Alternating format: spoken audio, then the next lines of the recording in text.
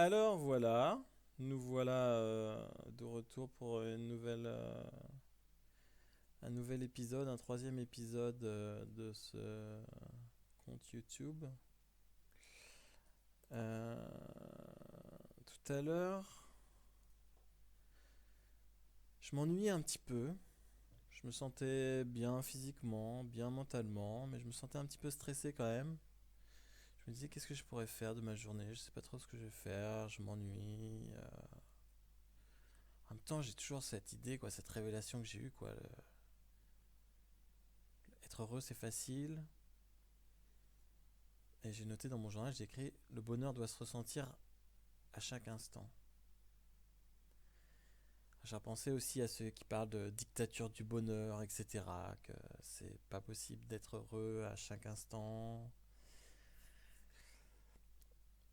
Et bon, ça m'a trotté quand même dans l'esprit. Donc j'étais près du feu. Puis je me suis dit, tiens, j'ai un livre là à côté de moi. Je vais aller prendre un bain et je vais aller lire un peu quelques passages de ce livre qui s'appelle Les Épicuriens. C'est un livre tiré de la Pléiade, il doit faire 1500 pages. Euh, et je me dis, oui, je connaissais un petit peu déjà Épicure. Et je me dis, ouais, je sais pas, il y a des passages que j'avais lus, que j'ai envie de relire. Je pense que ça pourrait m'inspirer pour cet instant. Alors, je suis parti prendre mon bain. J'ai commencé à lire. Donc pour mettre dans le contexte, Épicure, c'est un philosophe grec qui est né en moins 340 avant Jésus-Christ et qui est mort en moins 270. Il a vécu la plupart du temps à Athènes. Et le passage que j'ai lu, en fait, c'est extrait d'un livre de Cicéron, qui est un auteur romain.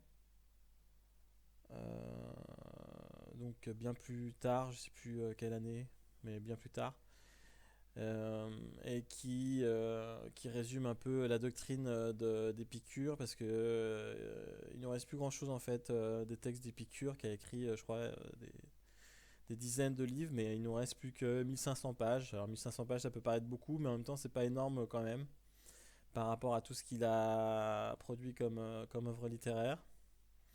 Beaucoup ont été détruits au cours du temps, voilà. On retrouve un petit peu des papyrus de temps en temps, mais bon, il y a beaucoup, c'est un peu abîmé tout ça, donc c'est un peu compliqué de déchiffrer tout ça. Euh, mais voilà. Donc c'est un peu un résumé de la philosophie d'Épicure qui est présenté dans ce livre qui s'appelle Les fins ultimes, donc de Cicéron, qui est un auteur philosophique voilà, romain. Donc pour Épicure, le plaisir, c'est le plus grand des biens. Le plaisir, la sensation de plaisir, le fait de ressentir du plaisir, pour lui, c'est le plus grand des biens, le bien suprême. À l'inverse, la douleur, c'est le plus grand des maux. Je crois qu'il dit quand le plaisir est là, on n'a rien besoin de plus, on se sent bien, et quand la douleur est là, par contre, voilà, on se sent mal et voilà, on a envie que ça parte. On a envie de tout faire pour que ça dure pas. Cependant, selon lui, tous les plaisirs ne sont pas recherchés, ni toutes les douleurs à éviter. Il invite à faire un usage calculé du plaisir et de la douleur. Donc, comme beaucoup de gens font déjà, je pense. Par exemple, il faut rejeter un plaisir si on sait qu'il va être suivi d'une plus grande douleur, ou des fois on peut pratiquer un effort en sachant qu'on va être récompensé derrière par un grand plaisir. Pour lui, il n'y a pas d'état intermédiaire entre la douleur et le plaisir. Et une notion qui est très intéressante, c'est que pour lui, le plus grand des plaisirs, c'est l'absence de toute douleur. Le plus grand des plaisirs, c'est l'absence de toute douleur. Donc il dit en fait que quand il n'y a plus de douleur dans le corps, dans dans nos pensées. Euh, c'est un état de plaisir qui ne peut pas être plus grand.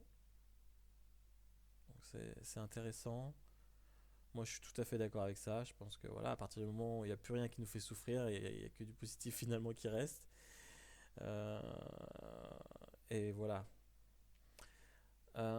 Donc pour cela, il nous invite à limiter nos désirs. Euh, et il délimite les désirs en trois catégories. Premièrement, les désirs naturels et nécessaires. Donc les désirs qui sont naturels et nécessaires. Donc ça peut être... je vous laisse réfléchir à ce que ça peut être, mais essentiellement ça va être boire, manger, avoir un toit, etc. Donc pour lui, c'est des désirs très faciles à atteindre. Il classe aussi les désirs qui sont naturels mais non nécessaires. Donc là, pareil, je vous laisse réfléchir un peu à ce que ça peut être. Des désirs qui sont naturels, donc qui sont voilà, liés à notre nature, mais qui ne sont pas nécessaires pour notre survie, on va dire, ou pour notre vie. Et enfin, troisième catégorie, c'est ce qu'il appelle les désirs qui sont ni naturels ni nécessaires, qui sont sans mesure ni limite. Et donc, voilà, c'est plutôt source de gros problèmes, quoi, ces désirs-là. Donc lui, il invite justement une limite des désirs, ce qu'il appelle la tempérance, à trouver un juste équilibre. Il nous dit que c'est facile d'être heureux, d'être libre de toute douleur et de tout tourment. Donc justement, grâce à ce juste équilibre des désirs. Euh, Comme je pense, comme Eckhart Tolle le dit, et comme beaucoup de gens le disent, et lui aussi dit que la plus grande partie des souffrances, ça vient de ce qu'il appelle les maladies de l'âme, euh, c'est-à-dire les désirs qui sont immenses et vains, de la richesse, de la gloire, de la domination, des désirs, des plaisirs dépravés, etc.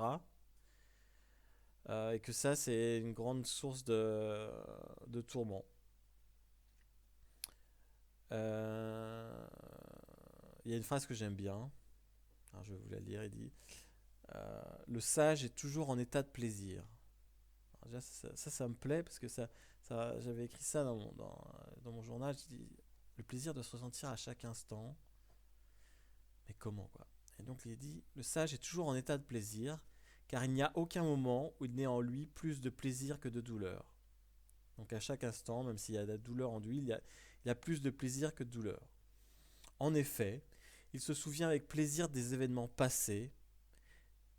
Il se souvient avec plaisir des événements passés. Donc il se souvient du passé, des événements qui sont passés avec grand plaisir. Donc ça c'est vrai que ça me parle. C'est possible de s'enrichir de plaisir et de bonheur en se remémorant des événements passés.